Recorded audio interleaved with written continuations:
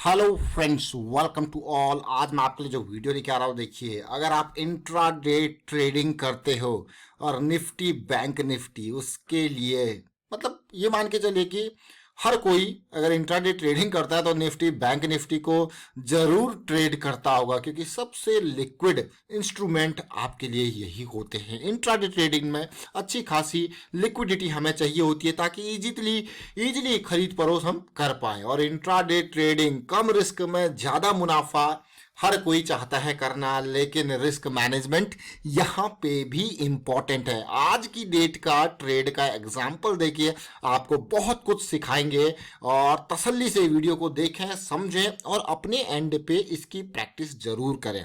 अपने एंड पे अब आप कहोगे कैसी बात कर रहे हो, प्रैक्टिस देखिए बहुत इंपॉर्टेंट है। बिना लर्निंग के इंट्राडे ट्रेडिंग में बिल्कुल ना आए। बिना प्रैक्टिस अगर आप नए हो तो सबसे पहले देखिए, नए लोगों को मैं हमेशा कहता हूं कि आपको स्टॉक मार्केट में आना है तो लर्निंग को प्रायोरिटी रखनी है, लंबे टाइम तक चलना है तो। अदरवाइज आप टिप्स पे काम कर सकते हो, लेकिन इंट्राडे ट्रेडिंग में एक अच्छा एक्सपीरियंस और वो भी इंट्राडे का एक स्किल सेट होता है कि यहां पे आपको क्विक बुकिंग चाहिए होती है प्रॉफिट की।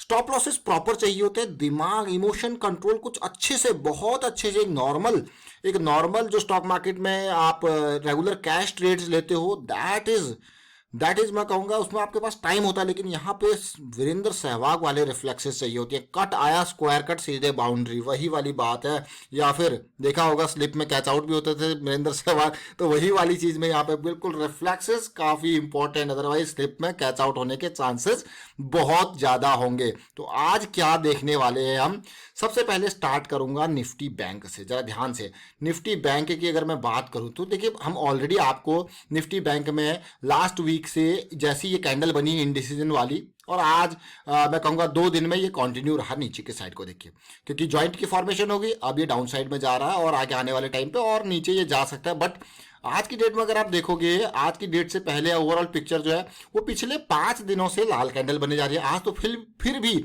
आप ऐसा कोई कहिए कि कल का बॉटम नहीं टूटा, जो कल का लो एरिया था वो नहीं टूटा, और अभी 20 ईएमए डेली के नियर सपोर्ट लेने की कोशिश हो रही है। अगर ये सपोर्ट यहाँ पे स्टैब्लिश होता है तो थोड़ा बहुत जंप आपको यहाँ पे देखने को मिल सकता है।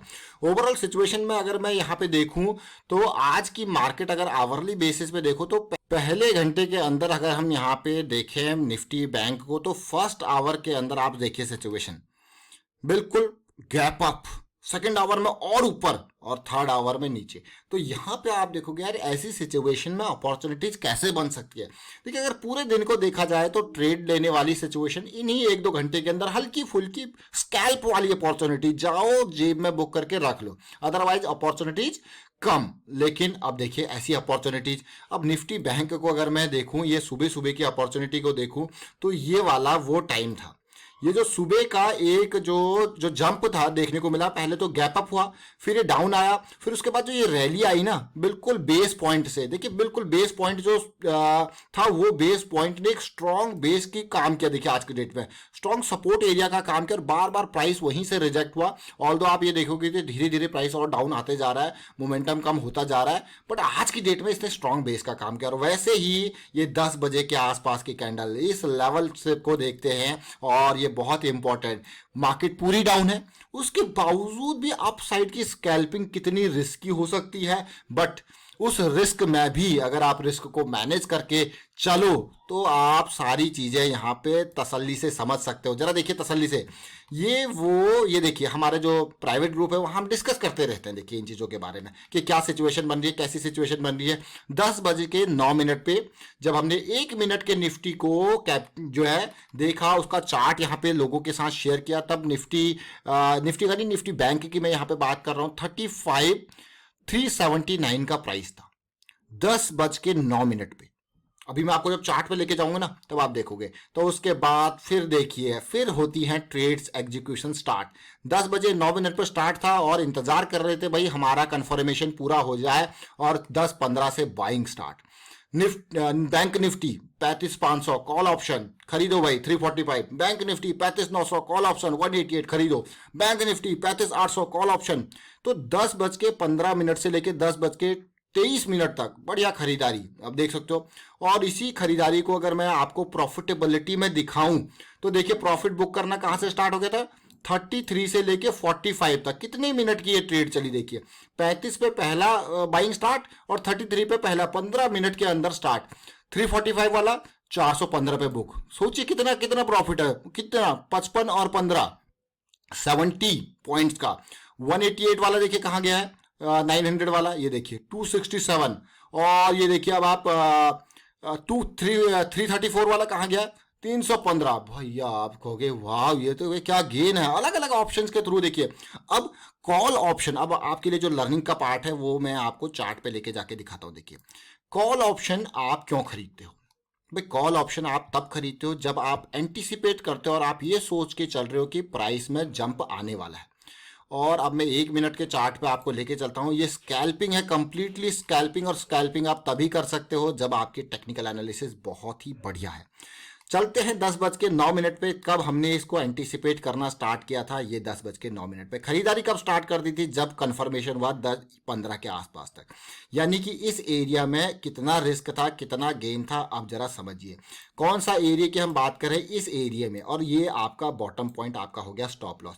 यहाँ पे देखिए जो मैं आपको बार बार कहता हूँ ना, बुलिश क्रॉस बन गया, करेक्शन आ गई और ये 200 की लाइन को भी पार किया गया तो बढ़िया बुलिश क्रॉस।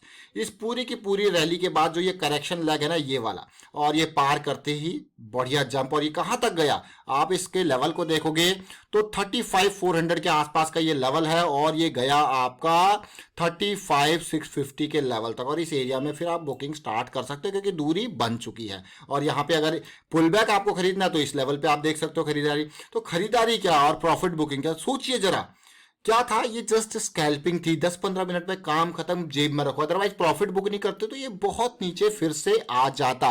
तो ये आपके लिए इंपॉर्टेंट पार्ट है कि इंट्राडे में बहुत जल्दी क्विक एक्शंस आपको लेने पड़ते हैं। ऐसा नहीं कि खरीद के रख के रखो। और ऑप्शन में अब हमने यहाँ पे एंटीसिपेट किया कि भाई प्राइस जंप करेगा, प्राइस जंप करेगा एंटीसिपेट किया, तो हमारे पास कम मार्जिन के साथ हम क्या खरीद सकते हैं, कॉल ऑप्शन को खरीद सकते हैं कम मार्जिन में। अदरवाइज हमको पुट सेल करनी पड़ेगी। पुट सेल करने के लिए हमारे पास मार्जिन की रिक्वायरमेंट ज्यादा होती है। तो अगर आपको कम मार्जिन में काम चलाना है तो आप कॉल खरीदते हो और आप गेन आप देख सकते हो। यहाँ पे आप अलग अलग स्ट्राइक प्राइस के, और सबसे बेस्ट होता है कि आप नियरेस्ट स्ट्राइक प्राइस जैसे इस रेंज में 35,400 या फिर 35,500 तक जो आपकी एंटीसिपेशन है और जिसका प्रीमियम आपको अच्छा लग रहा है तो ये बहुत बढ़िया है। उसके बाद आपको कम प्रीमियम में, क्योंकि उस टाइम पे आपको पता है कि भाई ये ऊपर भागेगा, तो जो दूर के हैं जो एरियाज, जो दूर के क्या कहते हैं स्ट्राइक प्राइसेस हैं, उनमें भी अच्छा खासा मूवमेंट देखने को मिलेगा जैसे जैसे प्राइस उनके नजदीक आएगा, और वो आपको और भी कम प्रीमियम में मिल रहे होंगे। जब कम प्रीमियम में मिलोगे तो वहां पे आपका जो है मैं कहूंगा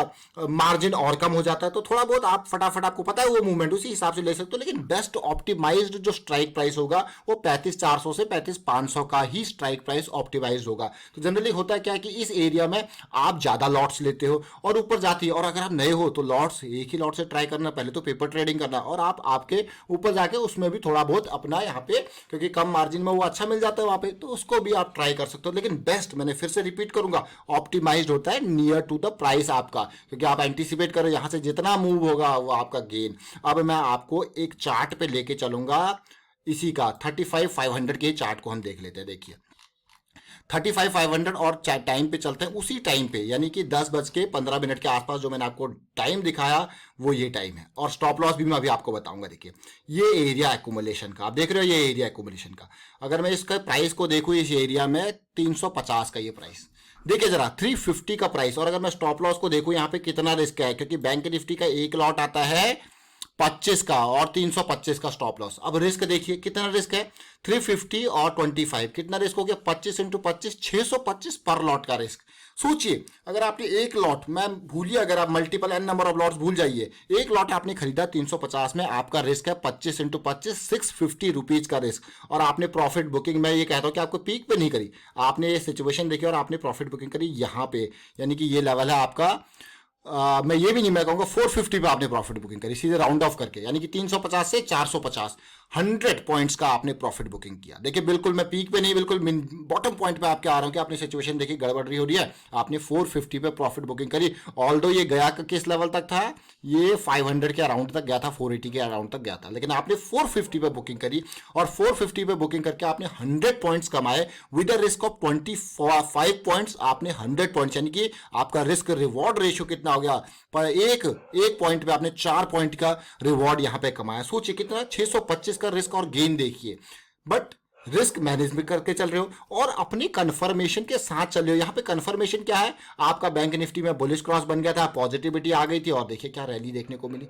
बिल्कुल बेसिक्स, हमारे वही बेसिक्स हर जगह चलते हैं जो मैं आपको बताता हूं।